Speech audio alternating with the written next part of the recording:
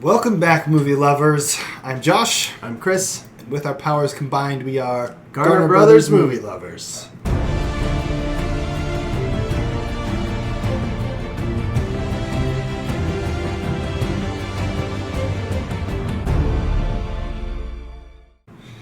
Today, we went and saw The Gray Man. Oh, man.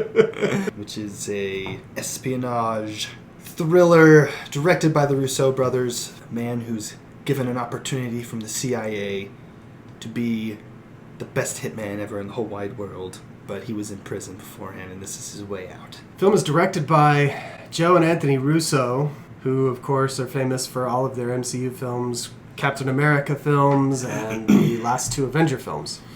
The film is written by Joe Russo and Christopher Marcus and Stephen McFeely. Marcus and McFeely also wrote all of those MCU films that the Russo brothers directed. And the film stars Ryan Gosling, Chris Evans, Ana de Armas, Billy Bob Thornton, and some other fine actors.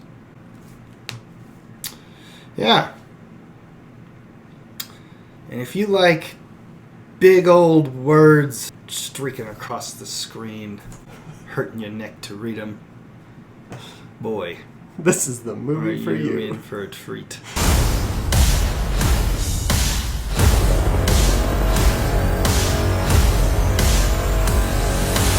The Russo brothers did that in all of their they do it in MCU all of their movies too. That's how they like to tell you what city they're in.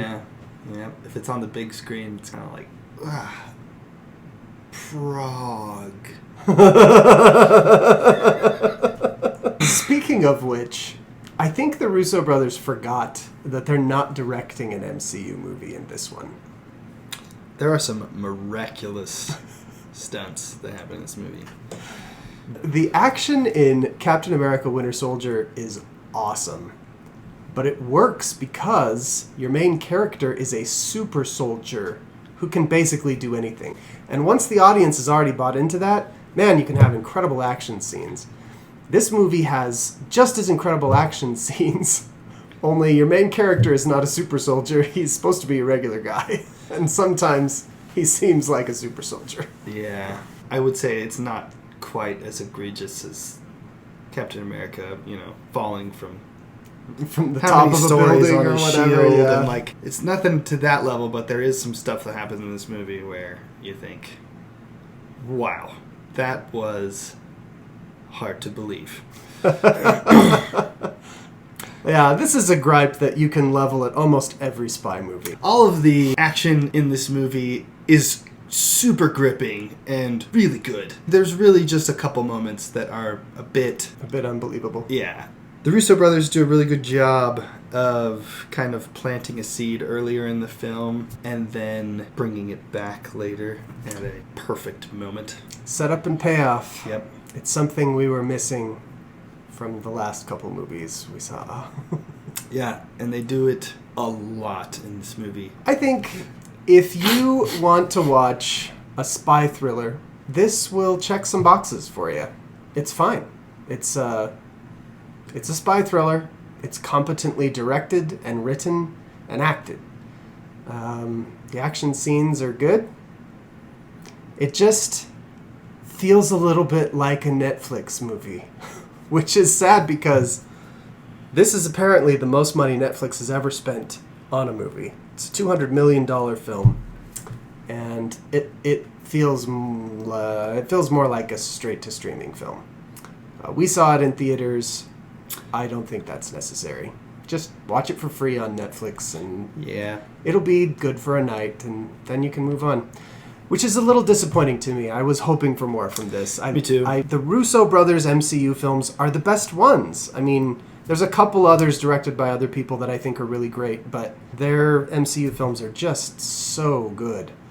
And so, knowing that they were going back to the spy genre, Captain America Winter Soldier is basically a spy thriller. So knowing they were going back to that genre, I just thought, this is going to be awesome. It was entertaining. I was entertained. Maybe my expectations were too high. It's fine. It's a fine movie. It's got some fun scenes. Bad guys are a little over the top. Yeah, that's probably my biggest gripe with the movie is that Chris Evans is overacting so hard in this movie. He's just so evil. You know, like... Yeah, but he's trying too hard to be evil that it's kind of not that evil. Like, when he was evil in Knives Out, there was a lot of nuance to his character, and he was more believable. Agreed. There's a lot of Kylo Ren temper tantrums going on here with his character that I thought just make his character less intimidating, yelling at dead bodies and calling them idiots and using his junior high potty language that is supposed to be intimidating everyone, in his dumb little polos that don't fit. I just kept thinking of that line from The Emperor's New Groove. Nobody's that heartless. I would watch all these bad guys do all these evil things and just think, come on. They don't give off the same vibes. Like a really good villain, you know, you totally believe why they're doing what they're doing. And this guy just seems like he's just really evil. What's his deal? He's just evil. They just say he's a sociopath, and that just gives him a license to do whatever. A pass to do anything in this movie. But I don't think sociopaths act like this guy. Yeah, I don't know. He just seems like a junior high bully. Hey, Sunshine. Yeah, with a lot of guns. All grown up. I will say that it was a lot of fun to watch Ryan Gosling get in just the biggest pickles and find his way out. He's real scrappy in this movie. Uh-huh. I mean, every action sequence is... He's in an impossible situation. You just see it and you think, well, it's pretty much game over from here.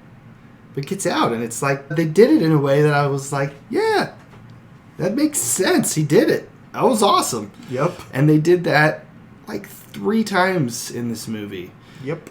So that was a lot of fun. Probably the best part about this movie. And Ryan Gosling is extremely watchable in everything I've ever seen him in. He is just a very watchable guy. He has a charisma. I like him a lot. I should add, the soundtrack is by Henry Jackman. But it is... Yeah, it's just so... It's very industrial. He scored all their MCU films, and it was a lot like his music for Captain America Winter Soldier, minus a musical identity for the main bad guy that was, like, memorable. So, good, fine, bad. Good! Fine. That's good, Scrimshaw. Fine. Really? That's bad. That's bad. That's bad. Everything's perfectly all right now. We're fine. We're all fine here now. Thank you. How are you? I think it was fine. Leaning to good. Yeah.